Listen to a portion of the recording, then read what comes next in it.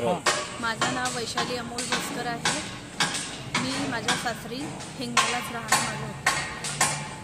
14 एप्रिलच्या दिवशी मी रात्री 8 वाजता ड्युटी करून जेव्हा घरी परतली त्यावेळी माझ्या नवऱ्याने काही किरकोळ गोष्टीवरून माझ्याशी वाद घातला आणि माझ्या नातेवाईकांना, माझ्या आईला, मला खूप शिवीगाळ केली आणि मी लेटल्या अवस्थेमध्ये बेडवर आराम करत्या अवस्थेमध्ये माझ्या कानावर त्यांनी 2 थपडा मारून माझे केस ओढून तो मला किचनमध्ये घेऊन गेला ओढत आणि मला त्यांनी खूप मारहाण केली। भांडण करण्यामागे काय कारण होतं? भांडण करण्यामागे जसं पैशाचं कारण होतं, घरेलू कामाचं कारण होतं, किरकोळ गोष्टी होत्या काही, म्हणजे जसं तो माझ्यावर संशय घ्यायचा। पैशाची मागणी करायची का? पैशाची मागणी करायचा मला। पैशाच्या मागणीवरून तर माझे सासरे सासू मला सगळेच त्रास द्यायचे। कौटुंबिक वाद आहे, तुम्ही कौटुंबिक सदस्य बसून हा वाद सोडवला नाही का?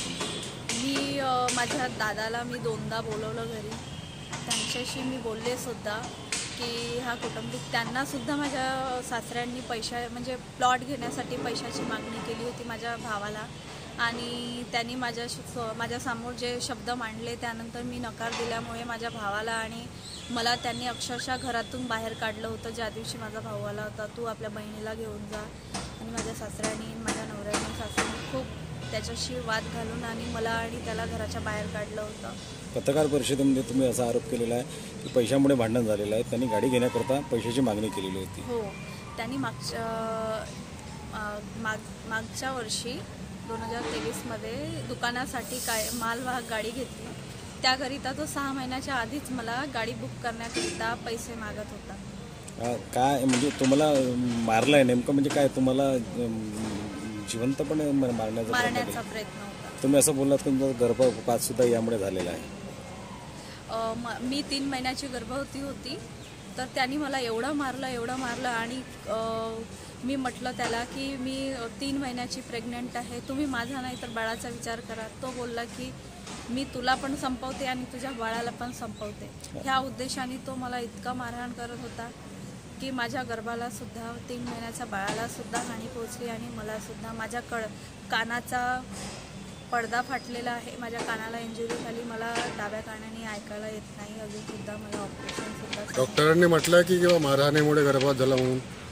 डॉक्टरांनी काही म्हटलं की किंवा गर्भाला काही इजा पोहोचलेली आहे? स्ट्रेस म्हणजे मारहाण आणि मेंटली स्ट्रेसमुळे गर्भपात झालाय असं डॉक्टरांनी। तुमच्या नवऱ्याने मारलं, त्यासोबत आणखी कोण होतं त्यांच्यासोबत? नाव घ्या। माझा नवरा अमोल भोसकर, माझी सासू छाया भोसकर, माझी नणंद श्वेता भोसकर आणि माझे सासरे होते, पण ते फक्त तोंडाने मला शिवेगाळ करत होते। त्यांनी काय नाव काय त्यांचं? ज्ञानेश्वर भोसकर। मागणी काय ते आले, पण माझ्या सासूनी म्हटलं की तुम्ही थांबा। मागणी काय आहे? मागणी म्हणजे पैशाचा विषय जास्त। नाही, मागणी काय आहे तुमची? काय वाटतं? माझी मागणी अशी आहे की त्यांनी माझा जीव घेण्याचा प्रयत्न, अक्षरशः मी त्या दिवशी मरून गेली असती, मेल्यानंतर मला न्याय मिळण्यापेक्षा मी जिवंतपणे जो माझ्यावर अत्याचार झाला ना, जो होणार होता गुन्हा, म्हणजे जो त्यांनी मारण्याचा प्रयत्न केला, त्या गोष्टी लक्षात ठेवून मला न्याय मिळाला पाहिजे। कारवाई व्हावी कठोर, अशी मागणी आहे का? कठोर कारवाई व्हावी अशी मागणी। आणि ते माझ्यावर नेहमी राजकीय दबाव सुद्धा आणतात। माझी सासू हिंगण्याची नगरसेवक आहे, माझे सासरे सुद्धा BJP पक्षामध्ये ते पण नगरसेवक आहेत आणि ते नेहमी माझ्यावर राजकीय पक्षाचा पण दबाव आणायचे आणि मला घरातल्या घरात त्या धमक्या पण। तुम्हाला असं म्हणायचं आहे की राजकीय दबाव पोलिसांवर आणला गेला आहे असं मला वाटतं? हो, राजकीय दबावामुळे ती कारवाई केली नाही। हो। आता